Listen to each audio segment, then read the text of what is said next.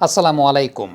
PSL এর প্রথম ম্যাচে পারভেজ ইমন কেমন ব্যাটিং করলেন এই প্রশ্ন যদি আপনি আমাকে করেন তাহলে আমি বলবো যে আসলে ভালো ব্যাটিং তিনি করেন নাই। একটা ছক্কা যদিও তিনি মেরেছেন তবে স্ট্রাগলিংটা চোখে পড়ার মতো ছিল এবং দুইটা পয়েন্টে পার্টিকুলারলি কথা বলতে চাই টেকনিক্যাল পয়েন্ট অফ ভিউ থেকে। প্রথমটা হচ্ছে একটা ছক্কা মারার পরে ইমিডিয়েটলি কিন্তু বোলিংটা পরিবর্তন করা হলো, স্পিন থেকে পেসার নিয়ে আসা হলো এবং কেন স্পিন থেকে পেসার নিয়ে আসা হয়েছে আমার কাছে মনে হয় অনফিল্ডের যারা নিয়মিত দর্শক আছেন তারা কিন্তু বুঝে যাবেন এরই মধ্যে, বা তারা হয়তো বা তখনই গেস করতে পেরেছেন যখন খেলাটা দেখেছেন। তা হচ্ছে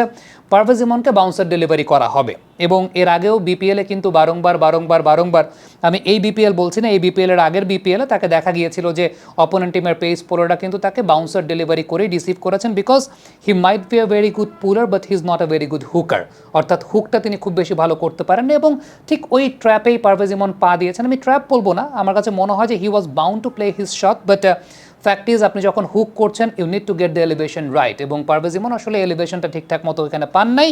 এটা তো একটা পার্ট বা একটা পোর্শন যে ঠিক আছে they made the perfect analysis যে ওই টাইমটাতে যেহেতু পারভেজ ইমন একটা ছক্কা পেয়ে গেছেন, আফটার দ্যাট তারা পেস বোলারকে নিয়ে এসেছেন এবং পেস বোলারকে নিয়ে এসে একদম পারভেজ ইমনের জন্য কমন ট্র্যাপটাকে সেট করেছেন এবং cricket নাওয়াডেজ is very much data driven এবং তারই একটা অনেক বড় প্রমাণের জায়গা। তার আগের যে স্ট্রাগলিং পয়েন্টের জায়গাটা আমি বলি সেটা হচ্ছে Parvez Emon always he is seeking for an opportunity to play his sweep shots, অর্থাৎ তিনি সবসময় প্রি মেডিটেটেড ওয়েতে সুইপ শট খেলার জন্যই একটা অ্যাটেম্প নিয়ে থাকেন বা আগে থেকেই ডিসিশন নিয়ে রাখেন যে he will play his sweep shorts.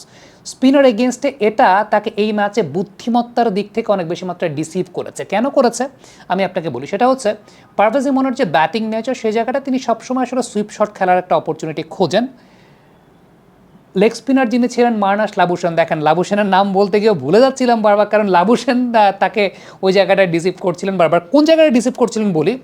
যেহেতু পারভেজ ইমন অলওয়েজ তিনি এই অপরচুনিটিটা খোঁজেন যে তিনি সুইপ করবেন, সো তিনি সবসময় এক্সপেক্ট করেন যে লেগ স্পিনার হোক, অফ স্পিনার হোক বা যে কোনো স্পিনার হোক তাকে বল করবে একটু সামনের লেন্থে, যেটা আসলে সুইপ করার জন্য সুইটেবল। বাট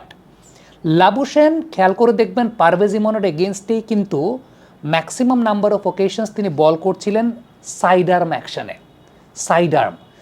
আর্ম অ্যাকশনে মানে আইলাইনের নিচে, এবং আইলাইনের নিচে মানে ম্যাক্সিমাম বল কিন্তু পিচ করছিল আসলে পেছনের লেন্থে, এমন লেন্থে which was not suitable to play the sweep shots, অর্থাৎ যে বলগুলো সুইপ শট খেলার জন্য সুইটেবল ছিল না, সুইপ শট খেলার জন্য সুইটেবল না এরকম শুধুমাত্র ইমনের ক্ষেত্রেই maximum number of occasions Labuschagne রাউন্ডার ম্যাকশনে বোলিং করছিলেন যাতে বল পিছে ড্রপ খায় এবং এই আইলাইনের নিচের লেন্থের বল থেকে ইমন যেহেতু আগে থেকেই প্রি মেডিটেটেড যে সুইপ খেলবেন, সো আলটিমেটলি তিনি তার মোশনটা কিন্তু সুইপ খেলার মতো। পরে যখন দেখছেন যে না বলটা আসলে আইলাইনের অনেক নিচে এবং লাস্ট মোমেন্টে যখন ডিসিশন নিতে হচ্ছে, ইমন আলটিমেটলি ঠিকঠাক মতো শট খেলতে পারছিলেন না, আনটিল লাস্টের যে বলটা তিনি ছক্কা মেরেছেন ওই বলটার সময় ইমন আগে থেকে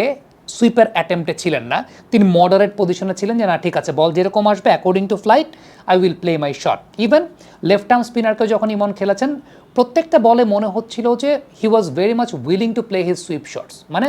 তিনি অটো সুইপ শটের অ্যাটেম্পটে যাচ্ছেন এবং আমার কাছে মনে হয় যে both the bowlers were very much clever, দুজন স্পিনারই দে ওয়ার ভেরি ক্লেভার এবং তাকে বল করছিলেন আসলে আইলাইনের নিচে। ঠিক এই পার্টিকুলার বিষয়টা নিয়ে যে বড় ব্যাটাররা কীভাবে স্পিনারদেরকে ডিল করেন,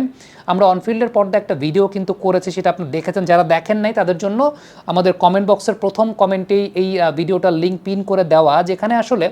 আপনি কিভাবে রোহিত শর্মা এবং বিরাট কোহলির মতো ব্যাটসম্যানরা স্পিন ডিল করেন বাই জাজিং দ্য ফ্লাইট, অর্থাৎ বল যখন আইলাইনের উপরের ফ্লাইটে থাকে দেন দে রিয়েলাইজ যে এই বলটা আসলে সুইপ করার লেন্থে বা ড্রাইভ করার লেন্থে আসছে বা ফ্রন্ট ফুটে খেলার লেন্থে আসছে। বল যখন আইলাইনের নিচে থাকে দেন দে রিয়েলাইজ যে ওই সময় বলটা আসলে তাকে ব্যাক ফুটে ডিল করতে হবে এবং বড় ব্যাটাররা কিন্তু বলের লেন্থটাকে জাজ করেই দে টেক দেয়ার ডিসিশন যে তারা আসলে কোন পায়ের উপর ভর করে শটটাকে খেলবেন। আমরা একটা প্র্যাকটিস মেথডও আপনাদের দেখিয়েছিলাম, সেটাও প্লে করে দেখাচ্ছি, যেখানে আপনি আসলে একটা দড়ি আপনার প্র্যাকটিসে একটা দড়ি সেট করে ওই দড়ির ওপর দিয়ে বা ওই দড়ির প্যারালালে আসা বলগুলোকে you will play with your front foot এবং যখন বল ওই লাইনের নিচ দিয়ে আসছে তখন আপনি শট খেলবেন on to your back foots এবং এই জায়গাটাই আপনি বারংবার প্র্যাকটিস করে অ্যাজ আ ক্রিকেটার আপনি নিজেকে আসলে শানিত পরিচালিত করতে পারবেন। বাট আমার কাছে মনে হয় যে these are very much basic education এবং এটা একদম ক্রিকেটারদের প্রাইমারি লেভেলেই এই শিক্ষাগুলো হয়ে যাওয়ার কথা বা এই শিক্ষাগুলো হয়। আমি জানি না আমাদের দেশেও সেই জিনিসগুলো হয়, বাট ইমনের ক্ষেত্রে যে বিষয়টা লক্ষ্য করা গেছে he was very much premeditated playing his sweep shots, এবং এখানেই আলটিমেটলি তাকে বারংবার ডিসিভড হতে দেখা গেছে, এবং এই জায়গাটাতে তাকে দেখা গেছে যে bowlers were very much clever to deceive him, এবং তারা ওই জায়গাটাতে তাকে ডিসিভ করেছেন। সো ইমনের ব্যাটিং প্রথম ম্যাচে আমার কাছে অন্তত ভালো লাগে নাই। আমার এক্সপেকটেশন তার কাছ থেকে অবশ্যই আরও বেটার থাকবে।